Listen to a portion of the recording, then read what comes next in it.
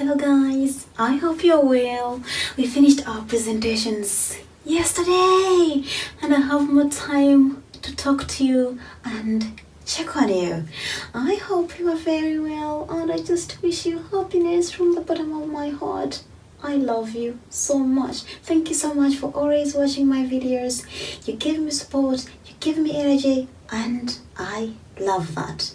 You are the warriors, being there for other people, giving them energy, shouting for them, rooting for them. That's what the world needs. I get energy to support more people because I also receive support from you. So thank you so much. I thought that maybe I should talk about, essay writing today because I talked about it in this video initially, but I received some comments, some great comments from my fans that, Anne, could you please show us your essays, as model answers? And I was like, okay, that's fine. You guys are making me confident, but I'm this person who never and never shares my grades, never and never. But you're giving me confidence, to share my ideas, to share what I think about any certain topic. So thank you so much. So remember that I talked to you about this question we worked on, and today I'm just going to show you my model answers, so we are going to be quick this time. So here is my introduction. So here is the first segment of my introduction, and like I told you, you start, from the bigger picture, and then you focus on the question, You must make sure that the bigger picture you are introducing will take you to the major issue you're going to answer. You can't start with a bigger picture that is not related to what you're going to answer, right? Start with the bigger picture, but it should make sense and it should it should take you to the major question you're going to answer.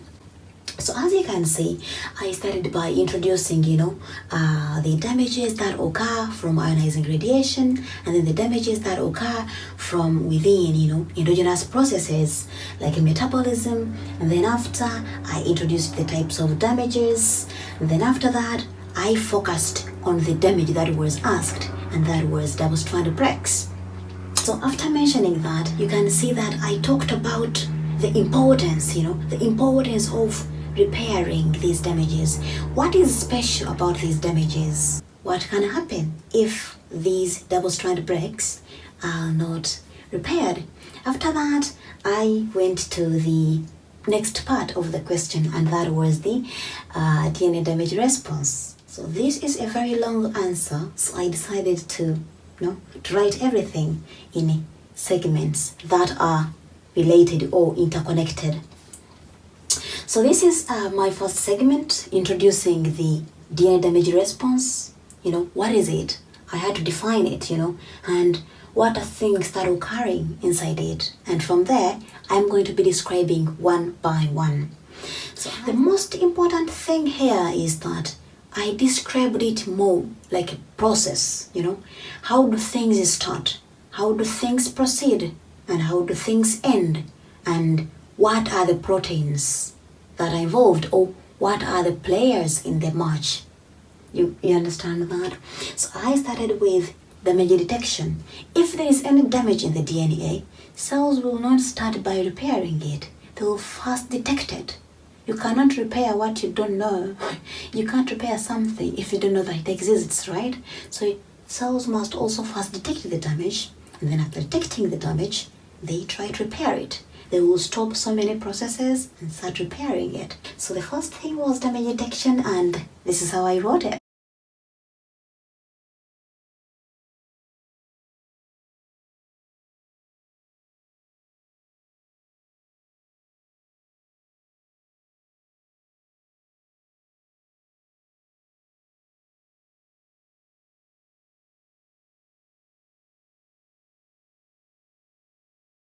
I always love it if I have text with some diagrams, Yeah, because the text can speak a lot. So if you have time, I advise you to draw your own diagrams from your perspective or from your understanding, and that also contributes to your originality. So try draw your own diagrams. I didn't have time, even though I knew what I was talking about. I didn't have time, so I was like, okay, let me borrow this diagram, I'll cite it. That's what I did. Yeah, so I love this diagram which explains those initial steps. What I learned from my essays is that the way I write them is that the end of the first segment is more like an introduction of what I'm going to talk about in the next segment. So I mentioned what I'm going to talk about in my next segment, and that was the repair pathways of double strand breaks. And here I just talk about homologous recombination, what is it, what do people say about it, and then the mechanism and the major players. And then after that, I go to non-homologous end joining. What is it? What do people say about it? I mean, what does the literature say about it? When I say people, I don't even know what I mean. But yeah, and then critically thinking about, how things are arranged, because this is a process, right?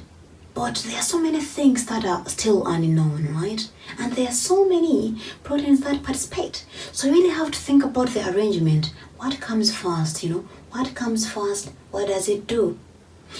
If you just write for the sake of writing, or if you just go with literature, seriously, you might not have so much originality there. But if you think about what the person has written and what you've been taught in class, you'll come up with very good ideas. Because seriously, if you see this person says that, okay, this protein comes at this time. Oh, okay, it's so fast, okay? And then you find another person saying that this protein comes fast.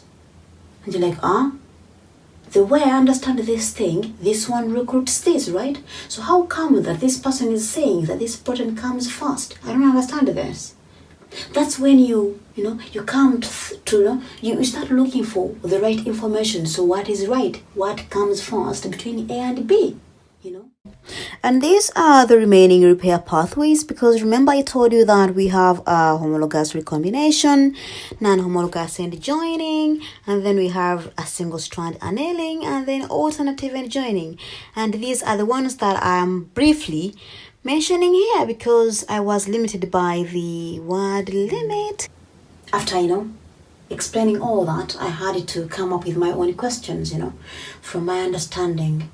What are the major things that are unknown, because this was my chance to introduce, what I think hasn't been talked about. My questions include, how do normal cells, choose between homologous recombination and homologous end joining?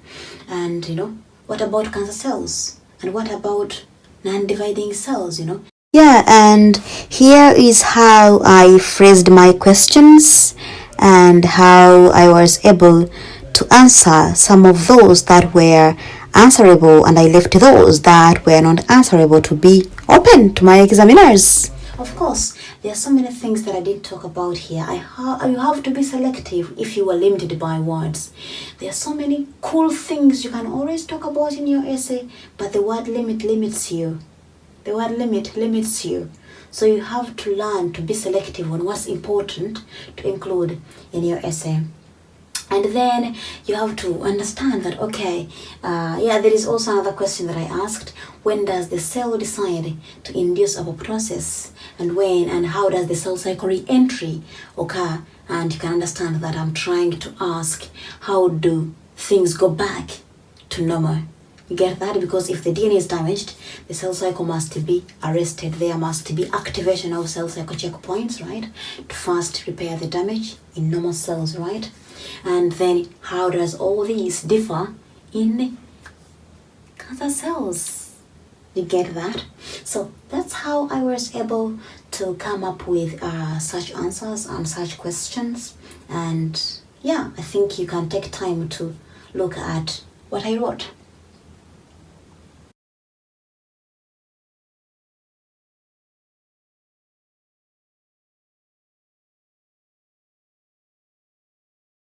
the cell has to decide whether it can repair the damage and continues to repair the damage, or it just decides to kill the cell because some damage can be beyond repair. You get that? If it's beyond repair, then the cell just has to induce apoptosis to just be like, oh, I just have to get rid of this cell. You get that? Yeah, so understanding, okay, if some damage is beyond repair, how does the cell know that the damage is beyond repair? Just have to keep on asking those, those simple questions. Some of the questions are not like so important, like to be worked on scientifically in research, but it helps you to understand more about the subject by you asking so many questions when you're writing about something. I'm telling you, by the time you finish writing it, you won't be the same. Yeah, I'm telling you from my own perspective. I might be wrong, but believe me, you won't be the same person. So keep on asking so many questions about things. Don't just write for granted. Just don't write for the sake of answering something. Try to invest in your energy to really think about it. Like, okay, so this is happening. Just imagine it, just imagine it. Okay, this is happening and this is happening. Okay, but there are so many things, right? So how is this regulated? What controls this, the recruitment of this? How does this really come? So if you keep on thinking about it, from various directions, I'm sure you're going to become a critical thinker in science, and you'll be able to, to find solutions in the future if you're going to be in research. That's what I think.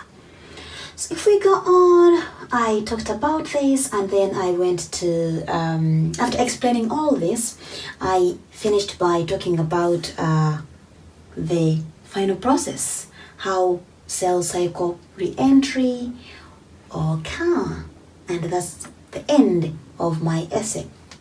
Overall, I loved my essay, but I just got sad that I was limited by the word limit. So there are so many things I couldn't talk about. Even though I had them in my initial essay, in my first draft, I had to remove them, because of the word limit. But still, I'm happy that I was able to write what's important. Of course, there's some things that I removed, but they were actually important.